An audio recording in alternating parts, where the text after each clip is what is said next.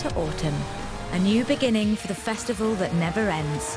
Don't go anywhere, Horizon is here to stay.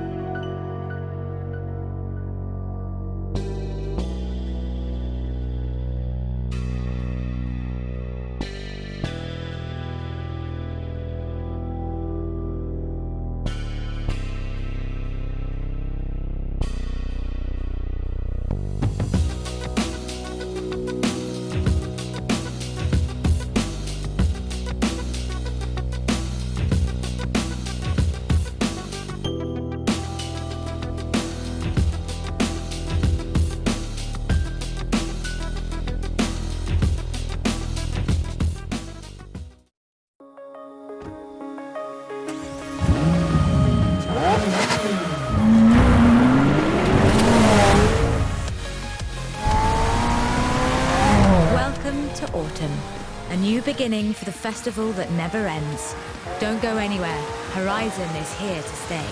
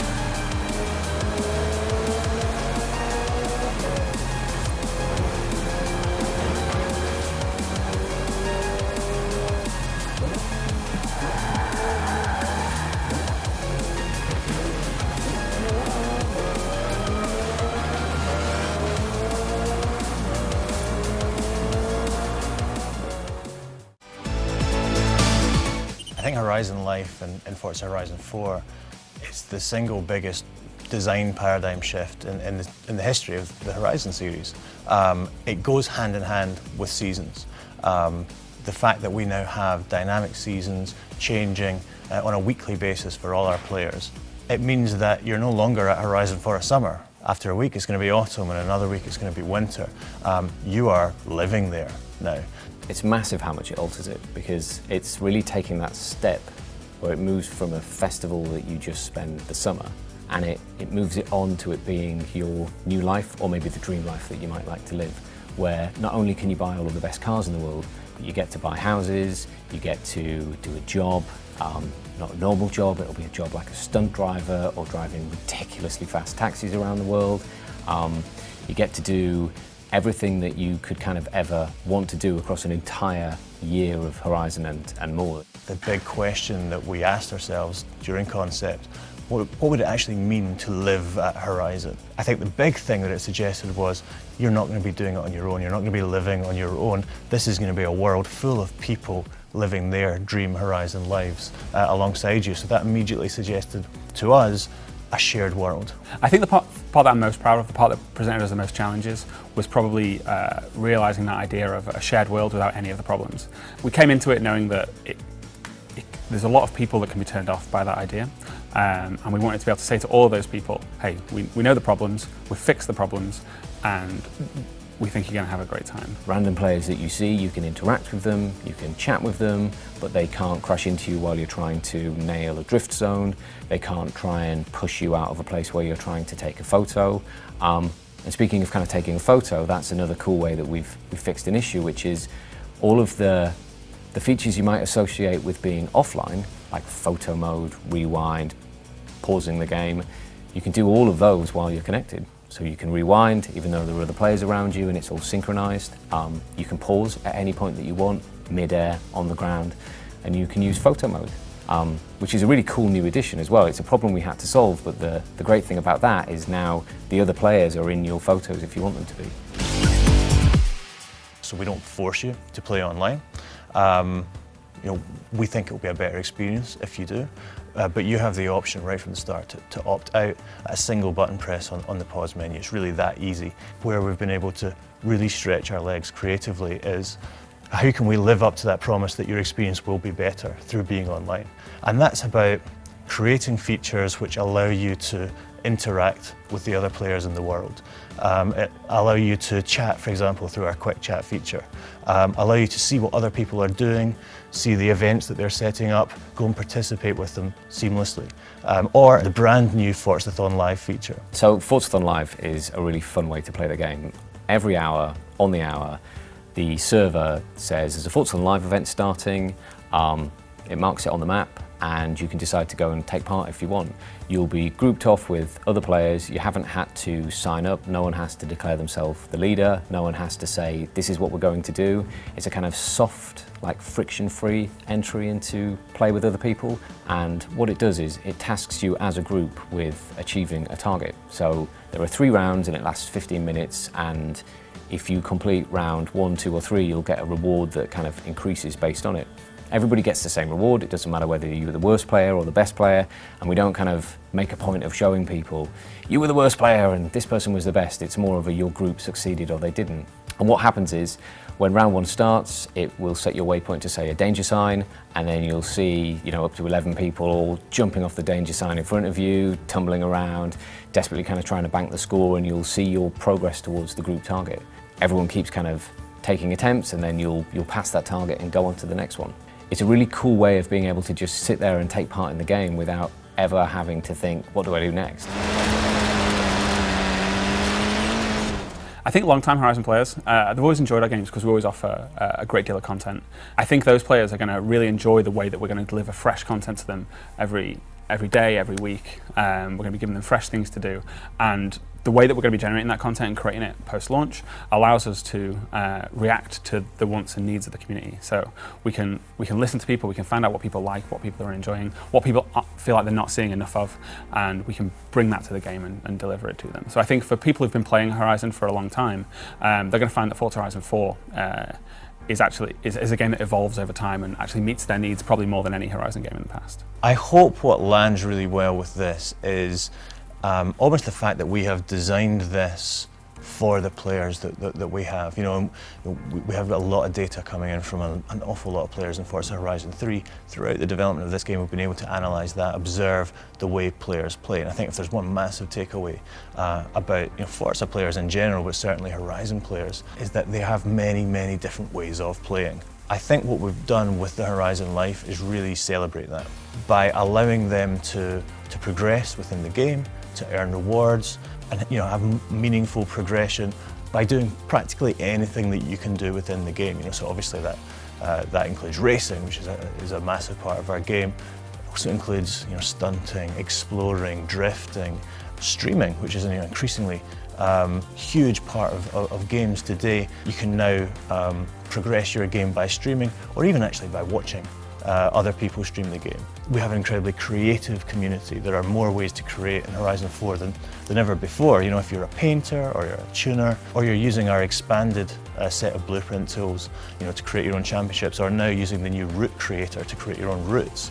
That creativity can reward you with progression within the game, even if you're not going and doing traditional races. It's a design born out of watching and understanding our players. And I think it makes for the most open, most freeing, I think, campaign design we've ever had.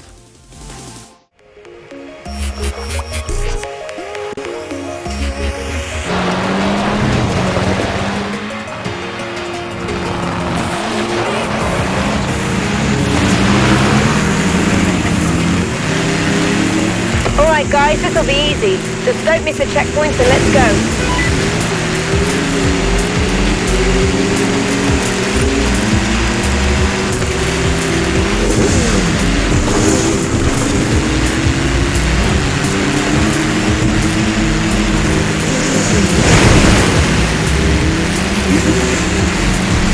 Did we just lose yellow?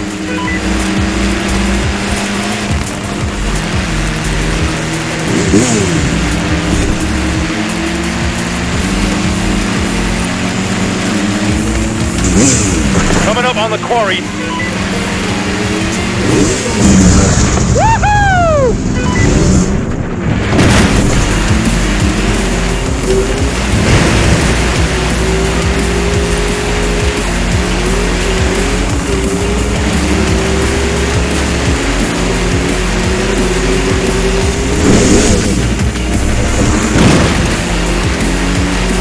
Hey Blue, thread the needle with me.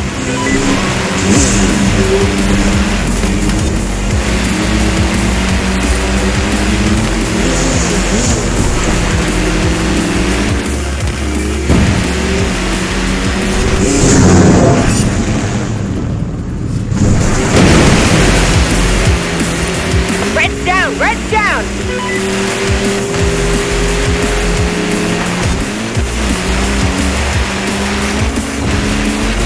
Looks like I'm the only one left.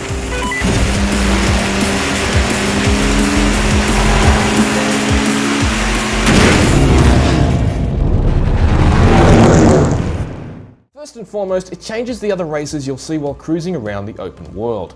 In Forza Horizon 2 and 3, the cars you saw hooning around the environment were what the Forza series dubs drivatars, AI-powered driver profiles drawn from your friends list and beyond.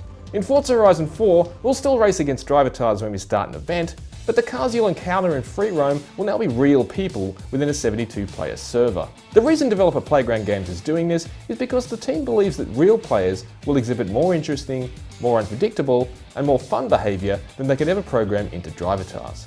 I should stress at this point that this isn't compulsory. Forza Horizon 4 isn't an always online game, and you don't have to play in the shared world if you don't want to. You can opt out with a push of a button and seamlessly transition into an offline experience that will replace the real people with drivatars again.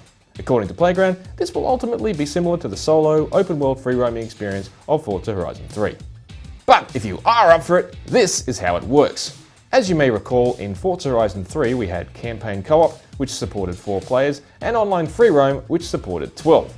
The problem is, as Playground points out, 12 players isn't enough to make an entire Forza Horizon environment a shared world experience. Playground's plan is to make Forza Horizon 4 as social as possible. There's now a quick chat system available via the D-pad for players without a mic or who don't speak the same language.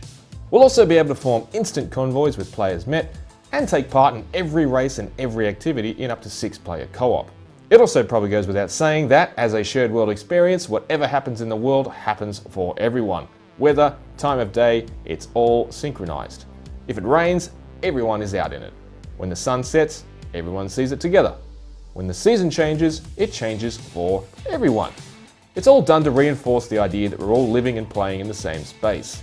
Okay, neat, but what about the other issues inherent with shared world games? Pausing, griefing, losing connection, all that stuff. Well, Playground seems quietly confident that it's nipped those in the bud. Yes, you can still pause the game while online and resume at whatever velocity you were moving in before pausing. You can still use photo mode and drone mode too, and even the rewind function. No, you can't be griefed by strangers. All players who aren't your friends or in an official convoy with you are automatically ghosted on contact. And no, if you lose your internet connection mid-session, you won't lose any progress or be bumped out to the main menu. Forza Horizon 4 will just transition seamlessly to its offline state and you'll be free to carry on.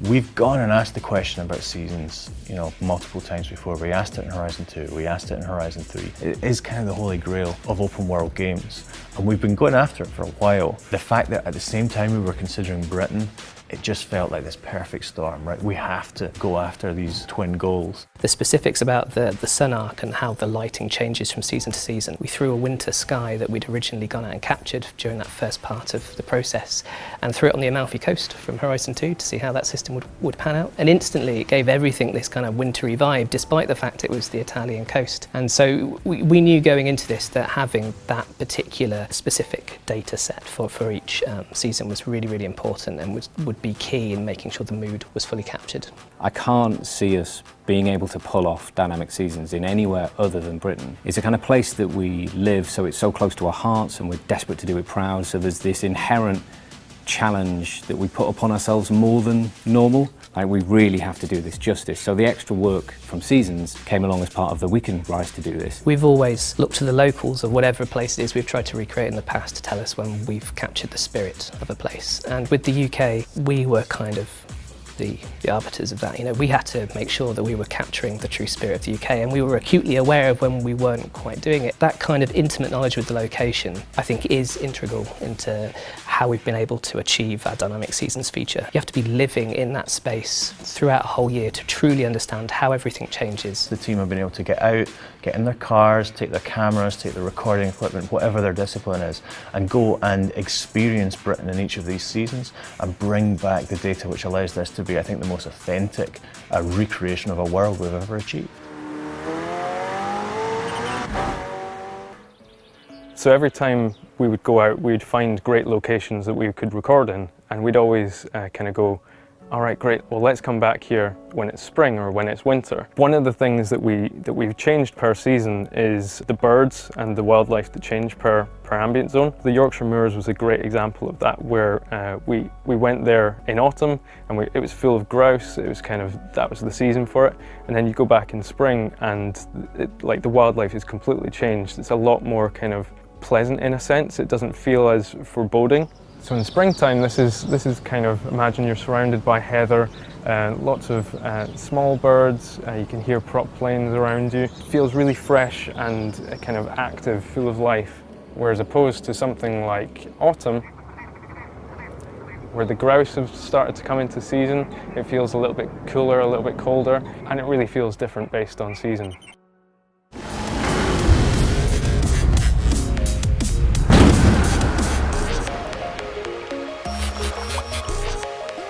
Seasons touch almost every single asset or asset type within our game with each seasonal change. We're delivering effectively 4 worlds the size of Forza Horizon 3. It's not an oversimplification, it's literally true. I mean, it has been 4 times the amount of capture, 4 times the amount of data, 4 times the amount of content as well that we've had to review to make sure that we're pulling out absolutely the best moments that we possibly could. That's all part of the, the tapestry, I think. That we don't just go and recreate a landscape, we recreate, the country that we're in, the way it looks, hopefully the way it feels. That also affects the car massively, so you get all the kind of surface effects that you've associated with the Horizon game in the past, but that's now also seasonal. So in winter there's a very characteristic thing that happens in the UK with the roads when they get gritted, and you get this particular type of grime that builds up around the body of the car, and we wanted to make sure things like that were captured. But also, if you shift onto a slightly different surface where there's virgin snow, you'll start to get all that build up around the sides of the car as well. And then in spring, you'll get it caked in mud when you're driving through some slippy, deformable mud, and that will get washed off when you drive through puddling, and then sort of build up slightly more afterwards again. It's not just about visuals, it has to affect the gameplay. It has to affect the driving experience, which is so central to our game. When you drive in a season, you have to feel that season is different. It has to present different challenges, make you think about driving in a slightly different way. And then from season to season, we need to be delivering new content which celebrates or respects that seasonal change, but also just changes up the world and the experience.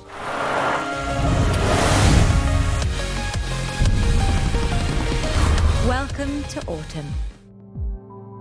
So from a gameplay point of view, dynamic seasons change the way you drive, they change the way the world looks, they change every race, they change every road, they change every piece of gameplay that we do. So really, seasons do change everything in the world. Currently we're looking at 1 week per season, so you will play in spring for a week. And then at the same point for everyone, obviously, time zones will make it more or less likely whether you see this moment every week, but certainly at that point every week the season will change and will progress to summer and to autumn. The vast majority of it you can play in every season. It just, the experience changes, it looks different, it drives different, the road surface is different. But then as the seasons come, we introduce brand new gameplay with that season, and then that's kind of taken away as we bring another season. So it's a combination of most of the gameplay is playable in every single season, but there are new seasonal things we bring in each week. Throughout seasons you can have a totally different racetrack as well. So there's new experiences where you may have just learnt the track in summer, but now you have to relearn it in winter, for example. But it's that same experience of learning the track, you just get it so many more times now. So a really good example would be there's a cross-country race, and you drive through a river for a huge part of it. And in summer, the river's really dry and low, and it doesn't have as much of an effect on your handling. And then in, say, spring, that river's really full and it moves quicker, so you need something with high suspension or it's going to slow you down a lot more. And then in winter, the entire thing's frozen and you're driving on top of this frozen river with a lot less grip. You'll understeer a lot more and you'll go wide. That sense of anticipation of what's to come, that sense of collective memory. I was here last winter. Where do you see what happens with the lake that freezes over? Or where do you see what this river does in summer when it dries up and changes the gameplay experience? There'll be that sense of collective experience, collective anticipation, which I think will make this a really special experience for everyone who plays the game. I'm most excited, the way people respond to seasons, to hear that it kind of falls into how they schedule their gaming anyway. This week I'm going to be playing and it's spring and I need to do the spring championships, and then next week it's winter, I'm going to be doing some seasonal off-road cross-country events. I'm hoping that that just falls into their kind of daily schedule anyway. What I think we've achieved, which is Britain at its best. The best representation of Britain in each of the distinct seasons in the game. I'm also excited and hoping to hear players turn around and say, why has no one done this before? Why has no one done a AAA game with dynamic seasons? This should have been a thing ages ago, it's perfect.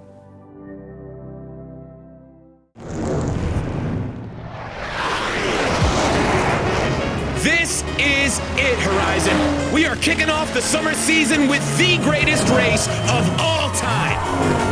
Point yourself in the direction of Horizon and put your foot down. First to the festival wins, so let's go. Don't sweat it, the Jets aren't in the race. They're just happy to be here.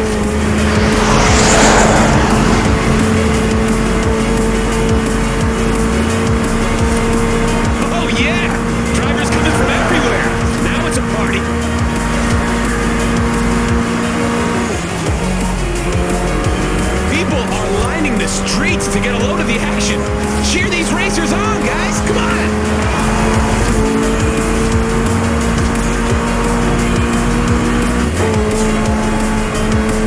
We got some awesome racing trucks out there, too.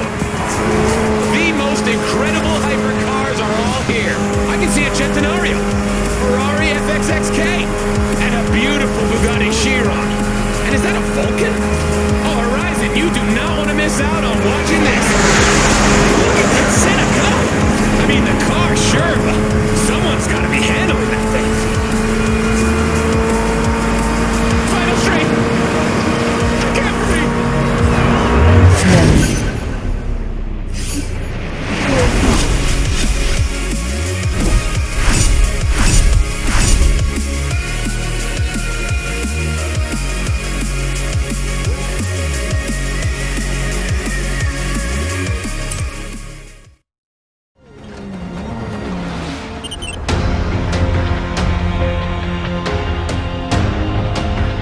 Felt really natural and appropriate to have a British manufacturer providing, the hero car, which is an incredibly important car in our list and plays an important role in our game, And we've had phenomenal cover cars previously. The Senna is no different in terms of just the level of engineering which is present, and obviously Mclaren are renowned worldwide as this incredibly pioneering engineering firm. They've brought that all to bear on the Senna. The Forza franchise is a fantastic opportunity, and we definitely saw that with the partnership with the P1. It certainly allowed us to bring our brand to an entirely different audience. Its USP, its reason for being, is to deliver the ultimate driving experience, connection between the machine and the driver, and clearly that speaks to the name of the car, obviously named after Ayrton Senna. It's been a real privilege to be involved as we've brought that into the game, and McLaren have been incredibly open and forthcoming in allowing us access to whatever it is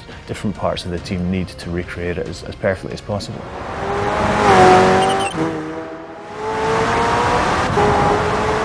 The McLaren Senna itself was a different beast. That car it's like nothing I've ever seen or recorded, and we kind of faced a few challenges with that car, with the fact that the engine was encased. We couldn't really get access to it. We did actually just have to get our arms into one of the little crevices of the Senna and get the engine mic'd up that way. And then we also record the authentic cockpit interior as well, which means that in every single view of the Senna, you're hearing exactly what it sounded like for us in the car as we were driving it. So what we have here is each individual microphone that we put on the Senna, and just going to go through, you can hear the kind of difference between each one. So we had the engine, which sound a little bit like that.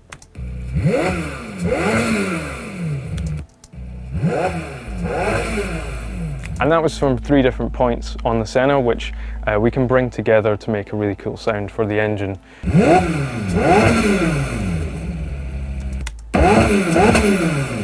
Something that sounds a bit more aggressive, a bit cooler. So this is the McLaren Senna actually implemented in the game, which has a nice rasp to it. All these exhaust pops that you can hear, they were authentic recordings which came from the Mclaren session. So that pop that you can hear, that's an authentic Mclaren Senna pop. And inside you can hear that cockpit recording that we've done.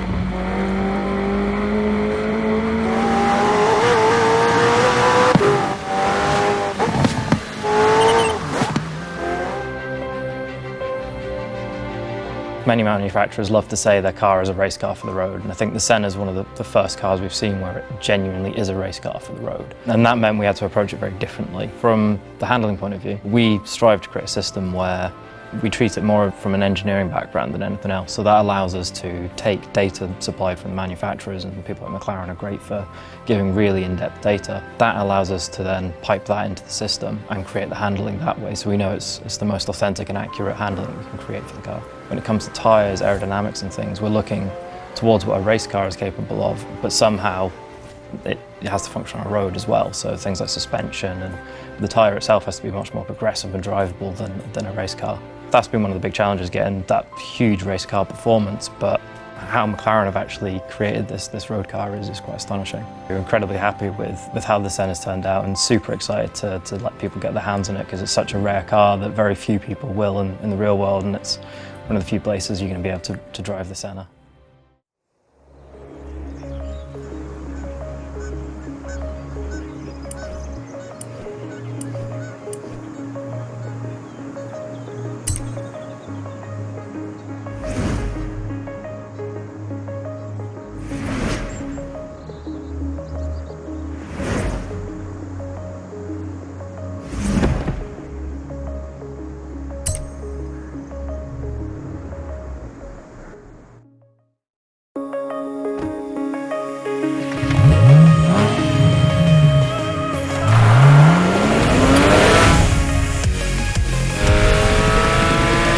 Welcome to autumn, a new beginning for the festival that never ends. Don't go anywhere, Horizon is here to stay.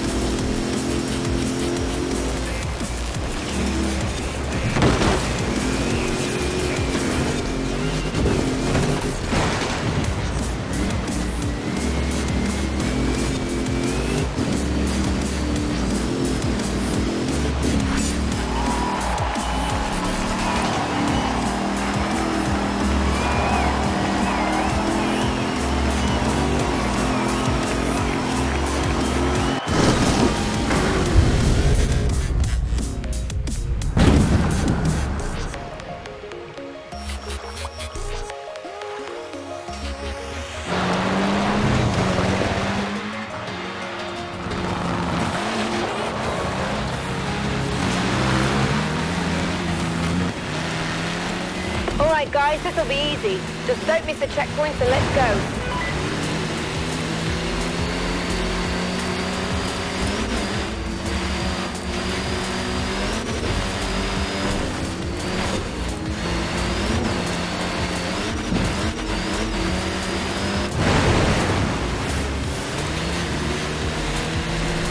Did we just lose yellow?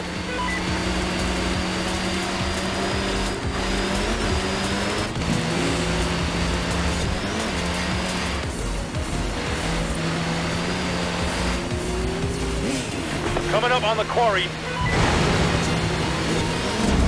Woohoo!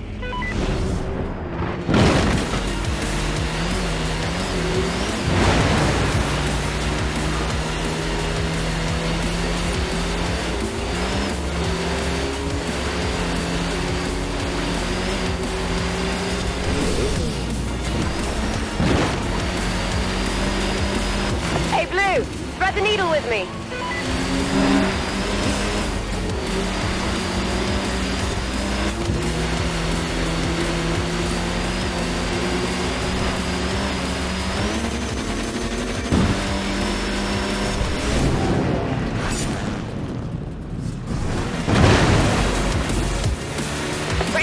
Red's down!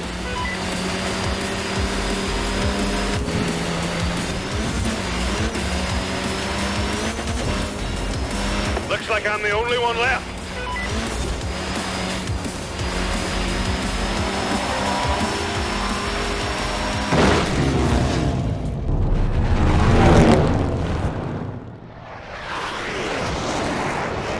This is it, Horizon. We are kicking off the summer season with the greatest race of all time. Point yourself in the direction of Horizon and put your foot down. First to the festival wins, so let's go. Don't sweat it, the Jets aren't in the race. They're just happy to be here.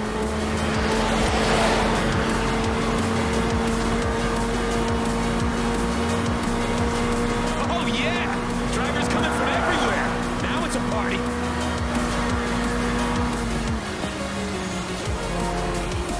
People are lining the streets to get a load of the action. Cheer these racers on, guys! Come on!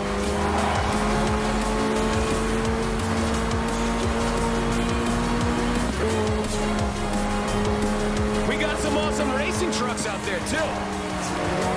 The most incredible hypercars are all here. I can see a Centenario, Ferrari FXXK, and a beautiful Bugatti Chiron. And is that a Vulcan? Oh, Horizon, you do not want to miss out on watching this. Look at that Senna go! I mean, the car, sure, but